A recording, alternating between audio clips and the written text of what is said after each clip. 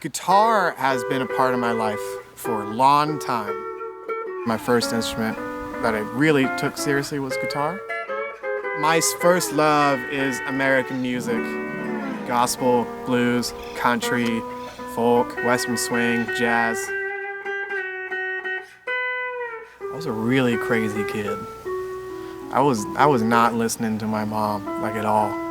She was trying really hard while we were on the road to make right by me. We talked about it and we moved past it, and now she's a part of my life again. We both are. When I'm sad, I just grab my guitar and play for a little bit. No matter what I need to center myself in that moment of whatever emotion I'm having, guitar and music has allowed me to just ground myself and mature and become a person I'm proud of. At some point, there has to be some self-reflection and self-recognition within yourself that you want to be better.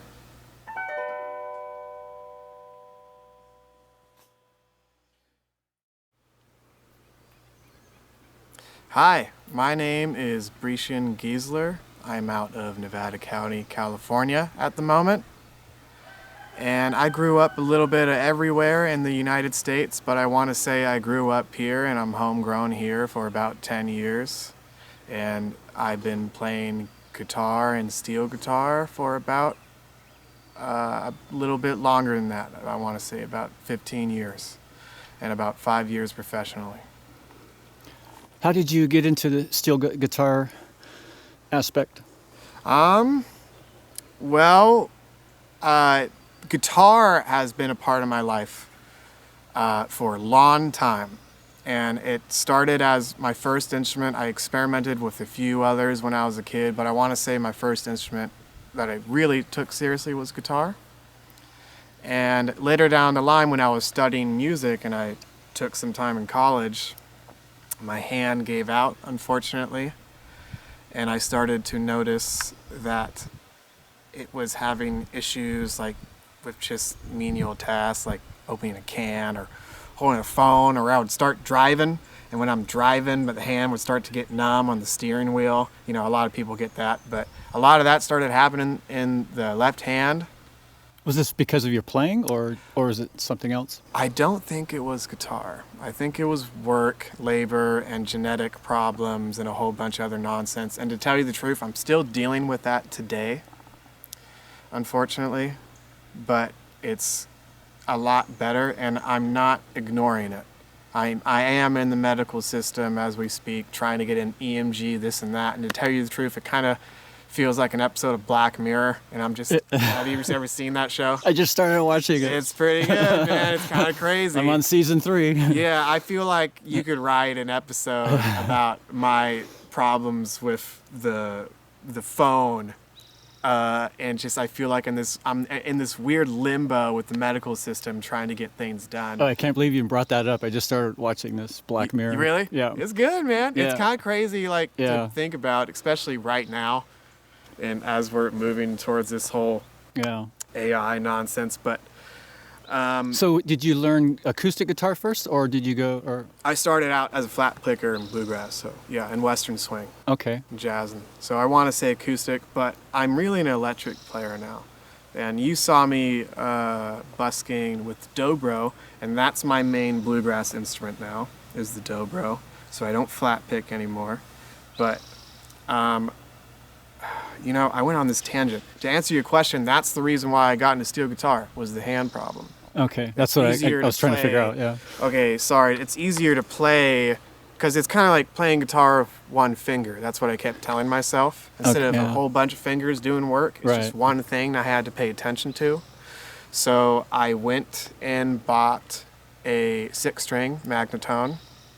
Later on, pedal steel and console steel and all that other stuff. And I started really digging into Bob Wills and western swing and the blues guys. And then I heard the Mississippi All-Stars, Luther Dickinson and Derek Trucks and all those cats start to play it on this. And I thought, man, I could do both. I don't, I still play steel guitar. It's a completely different instrument, but I could try to approach it on guitar. That wouldn't be too weird, So I've been doing that for about 4 years now, and I got it interchangeable now. I want to say, yeah, it's the newer way for me to play, but I want to say interchangeably I can play guitar and slide guitar almost as fluent as the other now. It took some time, but Who was it? Did you have a mentor when you got into music? Or was it something on your own that you discovered? I mean, I want to say my professor, but I don't Professor? I don't remember his name, and I didn't spend much time there, so I want to say my mentor has always been kind of the people around me. Nevada County is so full of talent, man. Yeah. Oh my God.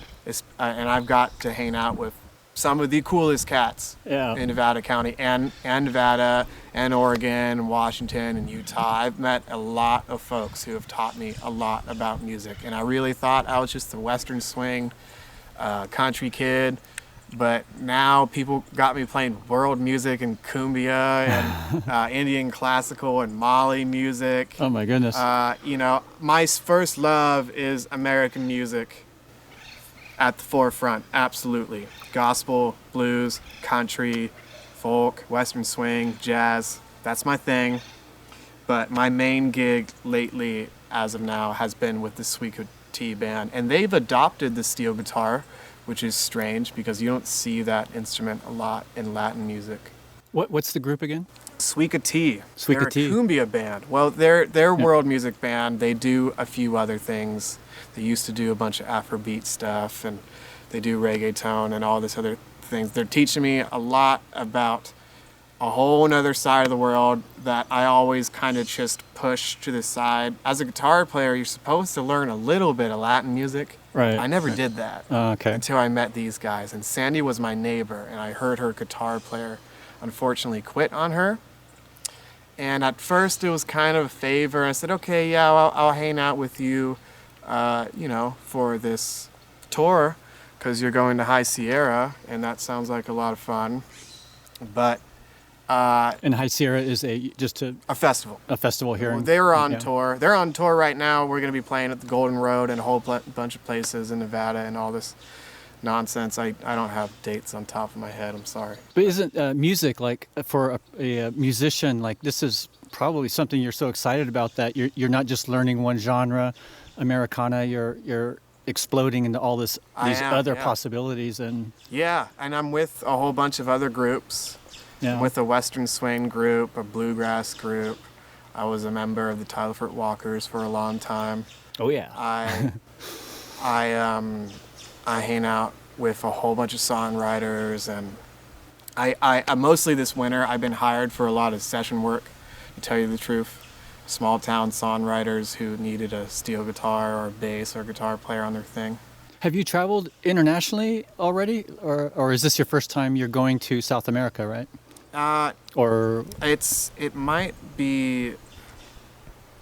I think it's gonna be my first time, I want to say. okay. Yeah, it's gonna be a lot of fun, but it's. Well, not, you're in for a treat. That's yeah, for sure. it's not gonna be my last time. No. But if we end up going to South America, the cumbia thing, yeah, we're gonna probably be stuck going out there every now and then, Nice. because that's the heart of the cumbia that we listen to is from the Amazonian jungle of Peru and Colombia. I lived in Peru. You Yeah. did? Yeah, for a year. Okay. I studied there. Have you ever listened to Los Milos? Las Milos, no. They are a cumbia band from the psychedelic 60s or 70s that kind of Oh. revolutionized cumbia guitar in general. And their album Cumbia Amazonica is my Latin Bible, man. I learned that entire album note to note. The first thing I did when I joined the cumbia band is I did that, because it just taught me, wow, this music is so cool. It wasn't just a gig for me anymore. When I learned that album, it was something that I truly thought I could have a place in. You're making a lot of references here. When I post a video, I'll have to put links to some of these. Yeah, you got a lot of work to I do. know. Bud. It's like, oh man. God, I was hoping this would be easy. Las Milos Cumbia Amazonica. They just came out with a documentary too. Oh, Very nice. amazing. There's another link you have to find. Okay, so you basically grew up here in the Northern California. Yeah. And what other states have you been to? I've been to about every state Okay. except for Hawaii and Alaska. So I haven't been offshore or anything. What have you been in North Carolina? Mm-hmm. Yeah. What's your favorite, like your location? If you were to say, I have to go back there, where would it be? What would it? I want to go back to Boston. I want to see the busking scene in New York and New Orleans, sure. Yeah. But the New York busking scene to me is pretty special because my first introduction to like fiddle camp and all that stuff was New York. And I want to go back to Minnesota because me and my mom lived there for a while. Okay. And Duluth, Minnesota specifically, and see the biggest lake in the world for a little bit. Speaking of busking, did you happen to see the video on my channel of Summer? She's the fiddle player. She was here for a while. I don't know if she still is. She has a really amazing story. Really? I don't know if you met her, and I have not met her yet. She learned played with Alistair Fraser, I believe, and okay. And he knows her, yeah, and they know each other. I haven't met her yet. I know Ying. I don't know Summer. Yeah, you'll have to watch her video. Okay. I think you'll like her story. I saw the Kendra one. I did some work with her. Kendra, yeah. She's amazing. Yeah, I love her. Is your family? You come from a family of musicians, or? No, I come from a family of glass blowers. Really? Believe it or not. Ooh, yeah. talk about that, please. Okay. So I've been on the torch, I guess, since I was 10 years old, but I quit it for guitar.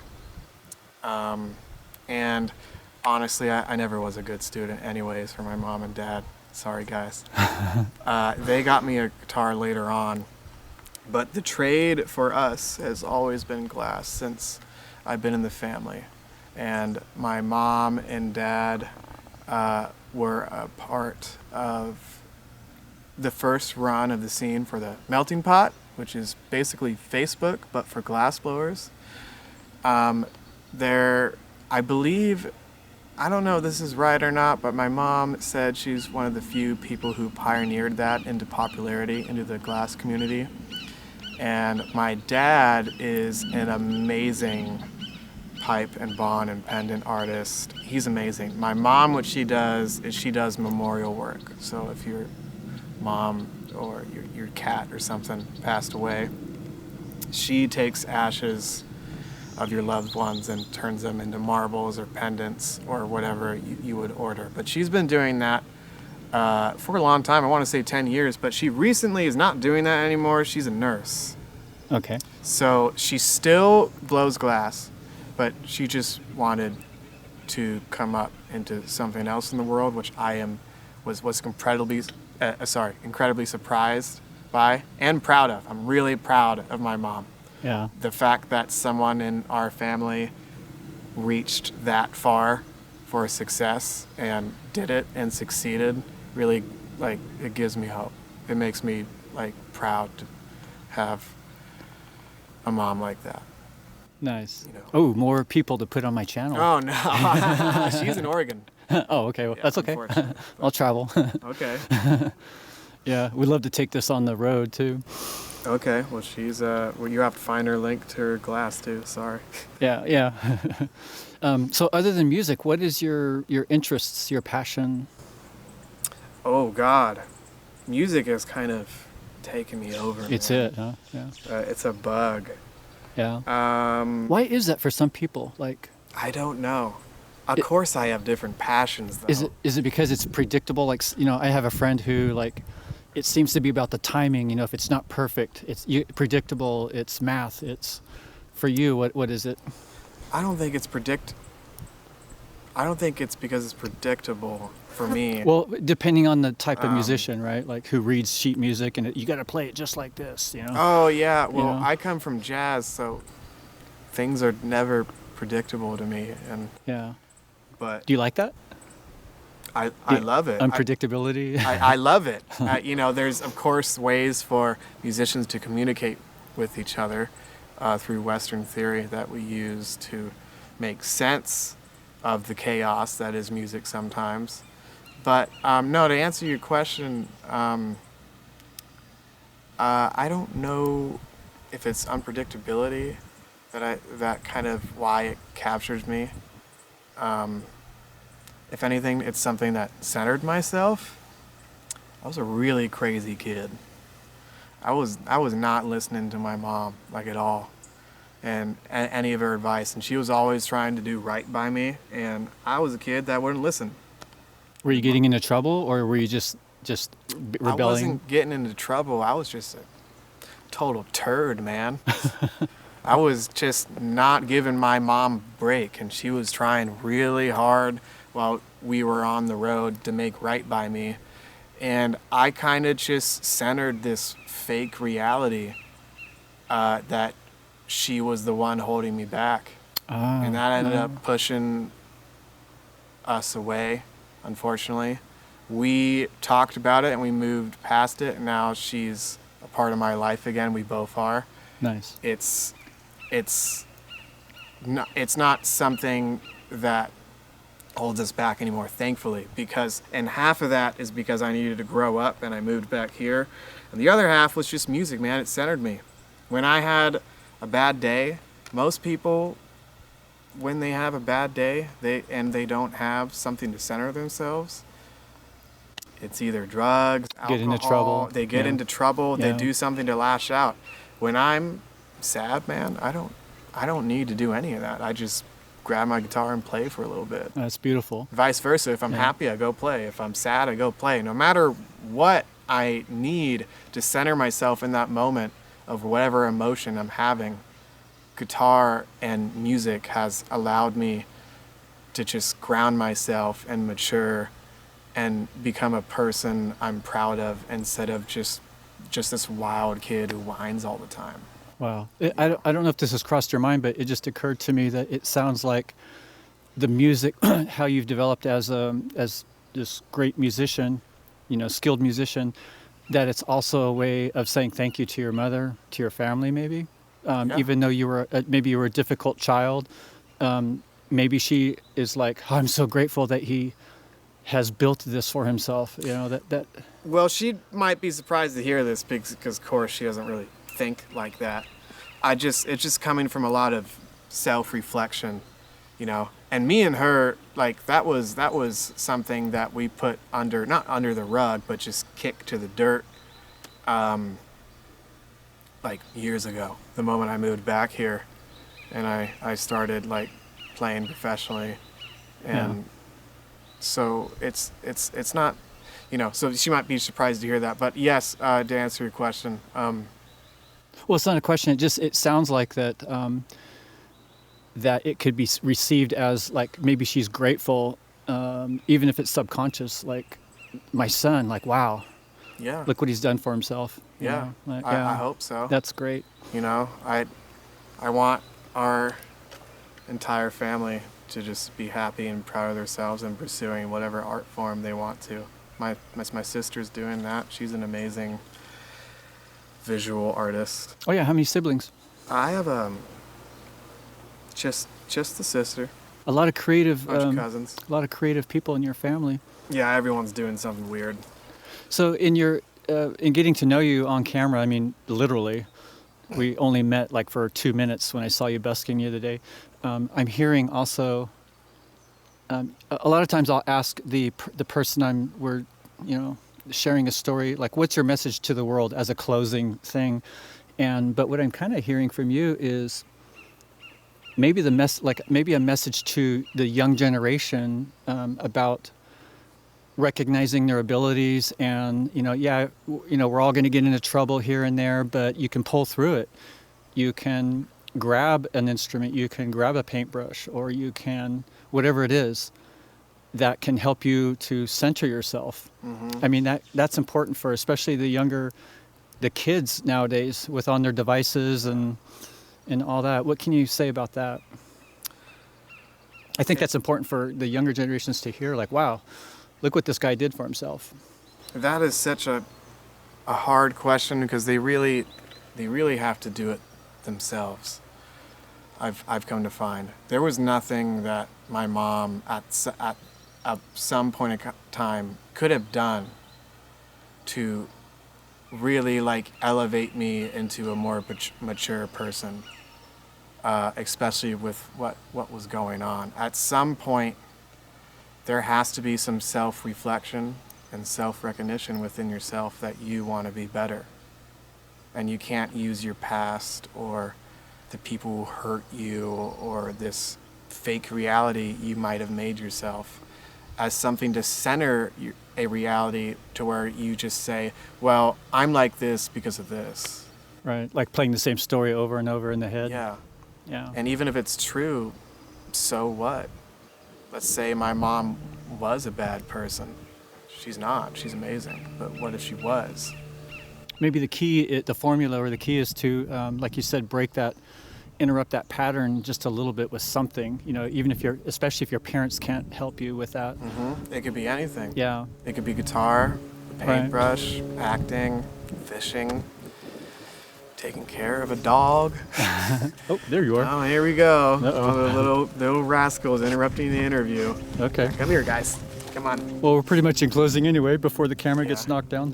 Whoop. Well, there we go. Anyways, yeah, my name is Brishen. I guess my message to the world is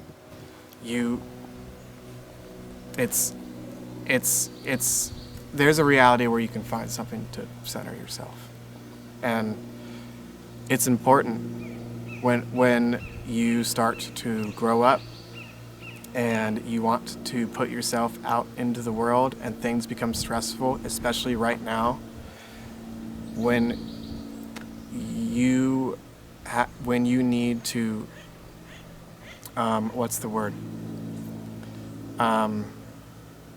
when you need to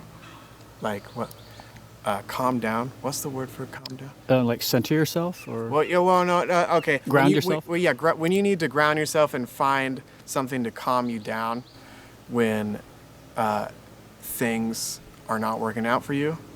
It doesn't have to be liquor. It doesn't have to be drugs. It doesn't have to be a vice. Yeah. a vice. It can be something that is truly helpful. And also, it's important to recognize a vice could be anything, right?